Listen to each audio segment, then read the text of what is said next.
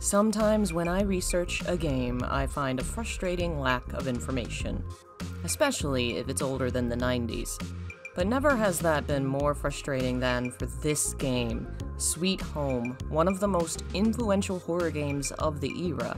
A game famous enough that many people who love horror know its name, but know little of its origins or its influence beyond being the game that inspired Resident Evil. A blend of RPG and horror elements that released on the NES in 1989, Sweet Home is a weird little gem with a very weird origin story. It's actually an adaptation of a film released in the same year, one that did not succeed and gained little fame. Most people found the game was far more frightening, yet the game didn't take off either. It wouldn't be until the mid-90s and the release of Resident Evil that the themes and motifs that began in Sweet Home would take on new life and finally scare an entire generation of fans. What was Sweet Home, and how did it lead to the creation of an entire genre? To understand that, we have to understand the project that came before it.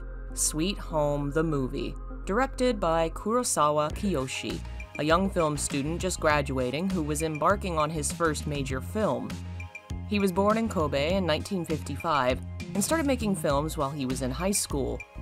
His career began with Pink Films and straight-to-VHS movies that were slightly pornographic and usually focused on Yakuza.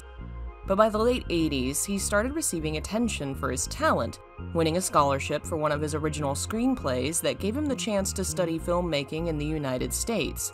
His first major success was Cure in 1997. Among horror fans, however, he might be better known for the 2001 film Pulse, the 2006 film Retribution, or his anthology adaptation of Umez Kazuo's House of Bugs in 2005. But he's created films in all kinds of genres and styles, and won plenty of prestige and attention for his work as recently as 2019. But way back in 1989, Kurosawa was still young and in the early days of his career. Sweet Home would be his first serious film that wasn't related to sex or thugs. It would be a horror movie, and he had a specific style of horror in mind. The 80s were the height of the ultra-violent horror film era a la Hellraiser and slasher films. By 1989, we'd seen 8 Friday the 13th movies, 5 Nightmare on Elm Street movies, and 2 Texas Chainsaw Massacres. Bloody horror with strong practical effects were really popular, and Kurosawa wanted to bring that style to Japanese horror. He did it by hiring a lot of Americans to work on his movie, most prominently Dick Smith, the incredible pioneer behind modern special effects makeup. Dick Smith was born in New York and served in World War II. After returning home from the war, he entered the TV and film industry. He was a makeup artist and was entirely self-taught, using books he'd read before the war. He started working on news shows, but would eventually move into film and be the creative force behind the development of modern prosthetics. In his New York basement, Dick Smith created prosthetic face masks via foam latex, made of multiple pieces, which allowed the actors using them to actually express emotions with their face.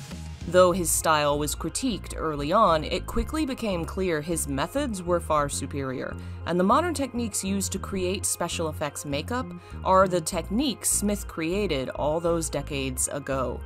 Over his career, he would work on special effects for plenty of film and TV projects, including The Exorcist, Scanners, and House on Haunted Hill. It was Kurosawa's wish that Dick Smith be involved in the film. He knew the effects of the monsters, particularly the mother creature, would be the selling point of the film and felt no one else could do it justice. To explain what he was looking for in The Mother, he sent Smith a copy of The Ghost of Yotsuya, a film adaptation of a very famous ghost story in Japan, the tale of Oiwa, the ghostly woman who rises from the well for vengeance. Smith was apparently extremely spooked. He would be in charge of the SFX and makeup for Kurosawa's Sweet Home project, and the film's creation would itself be recorded in a 1.5-hour long documentary From collapsing a miniature of the Haunted Mansion at the end of the film, to disemboweled moving corpses and exploding wheelchairs, the film called for a lot of demanding effects. Working alongside Smith was a Japanese commercial expert named Shiro Gumi, who was apparently rather famous himself at the time. He was the one in charge of building and collapsing the mini mansion for the ending. The set itself was built for the film. Kurosawa wanted a hell house, a setting that felt like the haunted houses of Western films, but he couldn't find such a place in Japan, so they had to build one. The film would also feature a very early version of CGI, the final sequence in which the mother and child spirit are sent to rest, and they rise into the heavens, with a 3D animation that depicts their departure from the earthly realm. The film was drawing on inspiration from Western works like Poltergeist and Evil Dead, a haunted or cursed locale with innocent victims arriving and triggering terrible consequences. Few of them survive, and the terrible monsters and corpses of the film are some of its best features. The practical effects are marvelous, no surprise, and the story is solid enough to leave the viewer satisfied at the very least. Among Japanese viewers, blogs and reviews tend to trend between "it was fine" to "it wasn't as good as I expected," since the film now has something of a legendary history. Even the director himself seems to feel conflicted about his film, possibly because of what happened shortly after its release. Sweet Home is something of a lost work of art. The producer of the film, Itami Juzo, and the writer and director Kurosawa had a falling out. The reason isn't entirely clear. Some sources claim it relates to edits of the final cut of the film which were not approved by the director before the VHS release. Others seem to indicate the director was refused residuals for said VHS release. Bloody Disgusting's article on the film says that after the theatrical film's release, Itami shot new scenes and recut the film to make it more mainstream, and that version is the only one available today. Whatever the reason, Kurosawa sued Itami and the production company in 1992, a legal battle that lasted until '98 and ended with Kurosawa's loss. But though he lost the court case, the film still remains in limbo, having never released on DVD and never aired on television. The VHS copy seems to be all that remains. At the time, producer Itami Juzo was an established writer and director who had never worked on a project he didn't also write and direct, while Kurosawa Kiyoshi was a young and experienced director creating his first horror film. Given the lukewarm reaction many Japanese blogs had to the film on VHS, it's possible Itami wasn't wrong to think the film wasn't to Japanese tastes. But whether that justifies editing another artist's work without asking? Whatever the case, it was the last time the two would work together. Itami was originally an actor, and Sweet Home is actually his final acting role. He appears in a minor role as a gas station attendant. But that's Sweet Home the film. How did it transform into a game project? It seems to have begun before the film even released, towards the end of 1988.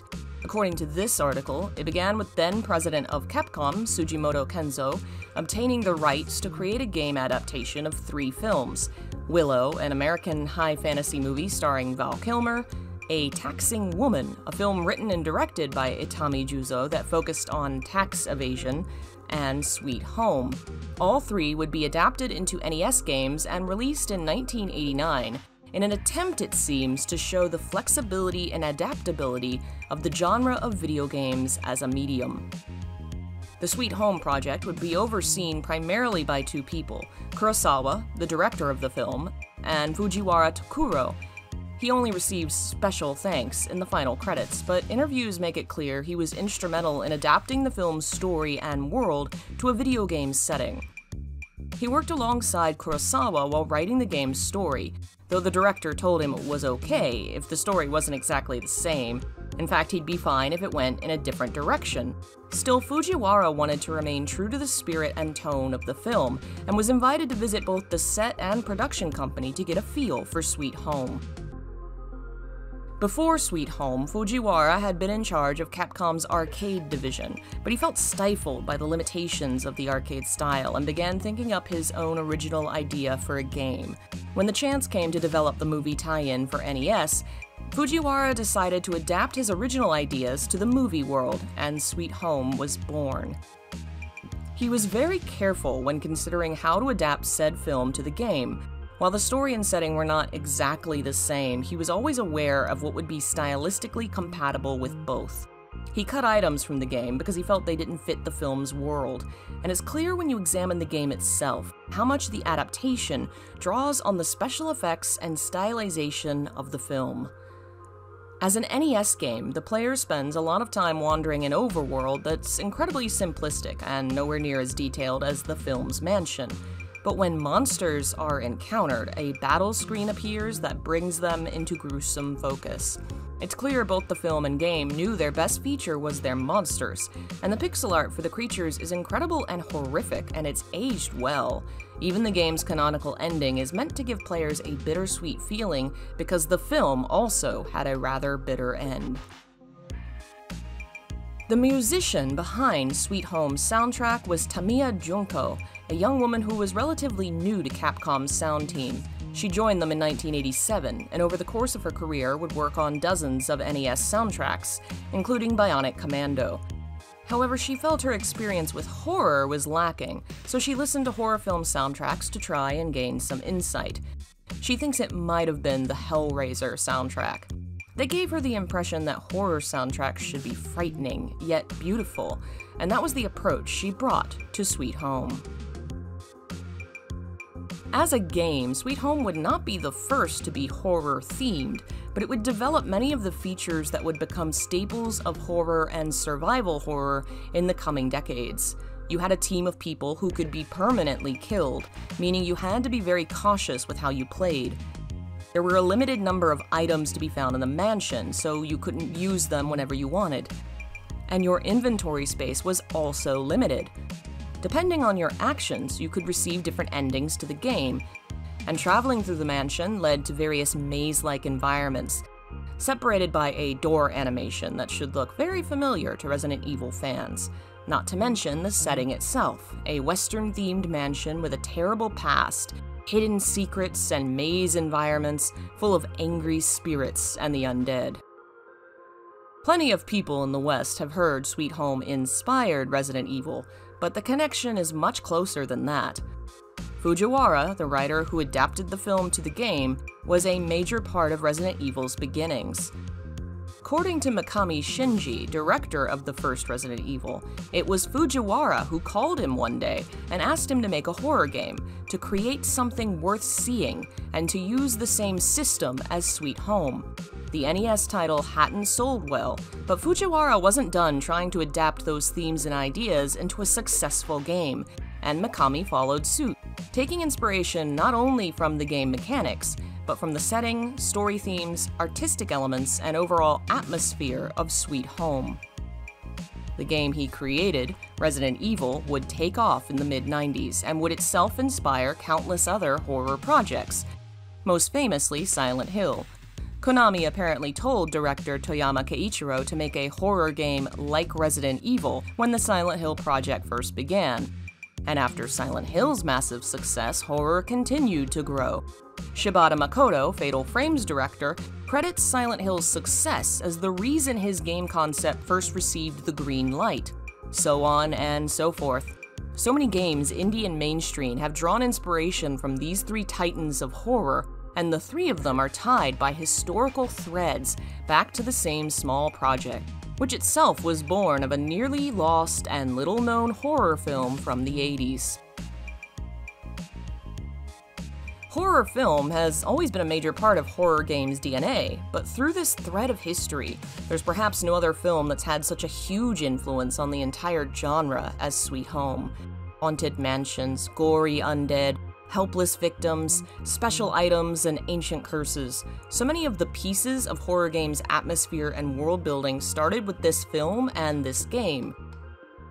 The film isn't completely forgotten in Japan. In 2014, Dick Smith unfortunately passed away, and during that year, a special event honoring the field of practical effects honored him during the discussion, and brought on Kurosawa Kiyoshi to talk about Smith and working on Sweet Home with him.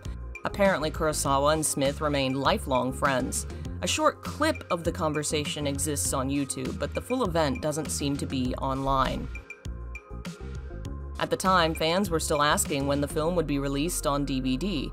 Though the film may not be officially re-released, the VHS copy is preserved on YouTube and archive.org, as is the behind-the-scenes documentary, and the game has been fan-translated for some time. You can watch my live stream of the entire thing on the second channel if you'd like. Thanks for watching, and thanks to Sweet Home for everything you brought to horror games.